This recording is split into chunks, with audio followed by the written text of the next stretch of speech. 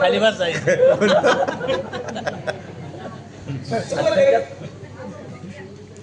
बसता बांधताना बाबा वेगळीच ग्रामीणला अडचण असते, खूप मजा असते बस्ता बांधताना लग्नाच्या वेळेस बस्ता बांधतात, दोन्हीकडचे जातात नवरदेव नवरीकडचे.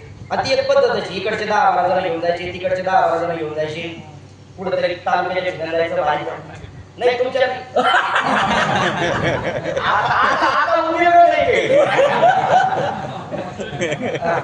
मग तिकडचे घेऊन जायचे. ते कापड दुकानात गेल्यावर गंमत असते. मी संसाराचं स्वरूप सांगू राहिलो तुम्हाला, आरोग्य सोडून नाही चालू मी, काही काही कळत नाहीये, जाऊ द्या विषय सोडून. ऐका, संसाराचं स्वरूप कसं सांगतो मी.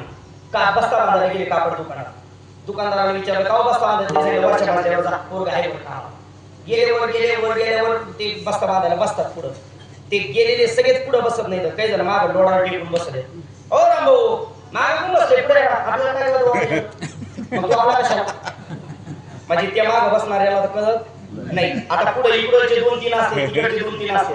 मग ते म्हणतात चला बस्ता बांधायचा. नवरदेवाच्या कपड्यापासून सुरू करू, इकडं वरमाईच्या साडीपासून आधी नवरदेवाचे कपडे. ओ मुलाला करताना शर्ट कापड दाखवायचं, कापड मग त्या पोराने कापड दाखवलं भारी पाहिलं कापड. ते एक जणांनी मग ते मुद्दा कळत काहीच नसतं, पण कापडाला हात लावलं शेजारी करायचं. काय भाव रे, मग ते सांगायचं 1000 रुपये. हे भारी घेऊ बघा, हेच गंमत असते. मी काय गेलो नाही अजून, पण असं नसतं. मग त्याने दुसरा तागा टाकला पाहिला, लगेच पाहिल्यापेक्षा जरा हे काय भाव आहे 2000 रुपये. हे भारी दाखव.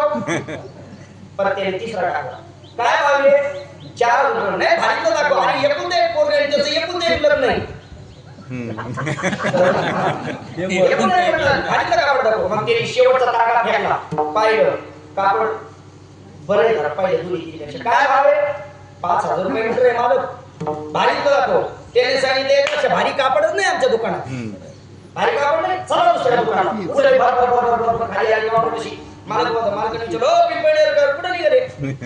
म्हणजे काय आम्ही बस्ता बांधायला तुमच्या दुकानात भारी कापडच नाही, काय झालं. मग त्या पोराने सांगितलं म्हणे मालक यांना 5000 रुपये मीटरचं कापड दाखवलं तरी हे काय या दुनियाला काय खरे पण पटवणार. अरे मग तू किती याला ते परवा सुरतवरून आलेला तागा दाखव ना. त्या पोराने डोकं घालतं, मालक तर इथंच पडून होता आठवड्यापासून, परवा सुरतवरून कुठं तागा आला. एक काम कर, तू इथं थांब, तुम्ही असं करू नका. पिंपळनेरकर म्हणजे चला चला चला बोला, ती पोरग नवीन आलेले त्याचं काय म्हणावं घ्या तुम्ही, मी दाखवतो तुम्हाला. गेलो वर घेऊन मला घेऊन गेला, बसा हे चहा सांग. तुम्हाला 5-5 रुपयाचा चहा पाहिजे पिंपळनेरवाल्याला.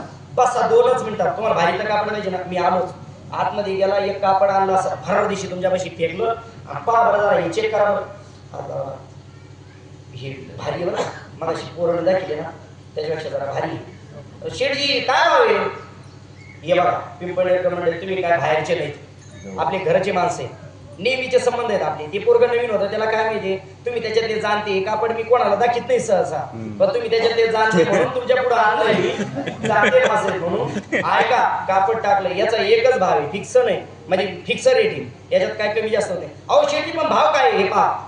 या कापडाची विशेषता सांगतो, किती धुतलं तर चुरगटत नाही, 10 वर्ष वापरा, अजिबात पांढरेपणा कमी होत नाही. किती भारी, एवढं भारी कापडे. अहो शेती पण किंमत काय हे बघा, याची एकच किंमत आहे. एकदा चांगलं पटलं तर घ्या, नाही तर घेऊ नका. अहो शेती पण किंमत सांगा ना, वेळ होत चालला. 10,000 रुपये मीटर कापड आहे, तुम्हाला पटलं तर घ्या. अहो शेती पटलं काय 3 मीटर फाडा, 3 मीटर 30,000चं कापड फाडलं. पण तुम्ही निघून आले दुकानातून, दुकानात मी गेलो, दुकानदाराने सांगितलं महाराज 800 रुपये मीटरचं कापड होत. काय भावाचं 800 रुपये. 5 महिने दुकानात पडून होतं, इकत नव्हतं, माग टाकलं. 10,000 रुपये मीटर गेलं, कळत आपल्याला कापडाचं. तरी माता भगिनी तुम्ही लय भाग्यवान आहेत, तुमच्या साड्याकडे आलो नाही मी अजून. तुमच्या साड्याकडे आल्यावर तर मला आवड आहे. हा हे फक्त आमच्या गड्याचं झाले, तुम्ही जरा गप्प बसा. तुमची झाकली मूठ सवार आहे. इतक्या फसलेल्या तुम्ही साड्याच्या बाबतीत, साड्याच्या सोन्याच्या बाबतीत कबास. मग ज्या सोन्याशी, ज्या कापडाशी आपला नित्य संबंध येतो, त्या कापडाचं आपल्याला स्वरूप कळत नाही, आपल्याला संसाराचं स्वरूप काय कळणार.